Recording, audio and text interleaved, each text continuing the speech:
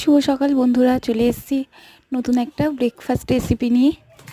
আচ্ছা, দেখতেই পাচ্ছ যে আজকে ছিল ব্রেকফাস্টে একদম ঘরে বানানো আটা দিয়ে রুটি, একদম প্লেন রুটি, আর তার সাথে ছিল সাদা আলুর তরকারি।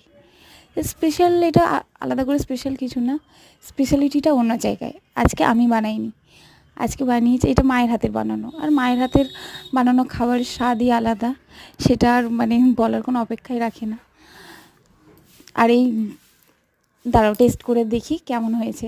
এই লঙ্কাটা কিন্তু আমি খাইনি, আমার প্রচুর ঝাল লাগে, আমি কম ঝাল খাই। তো এমনি ভীষণ ভালো হয়েছিল আলু তরকারিটা খেতে, এত সিম্পল, কোনো মশলা কিছু না দিয়েও এত সুন্দর খেতে হয়েছিল। আর বেশি ভালো হয়েছিল বোধহয় মা বানিয়েছিল বলে, আর বেশি স্বাদটা বেড়ে গেছে। সত্যি ভীষণ ভালো হয়েছিল খেতে। তোমরা কে কী দিয়ে ব্রেকফাস্ট করেছো জানিও কিন্তু। তাহলে আজকের মতো টাটা।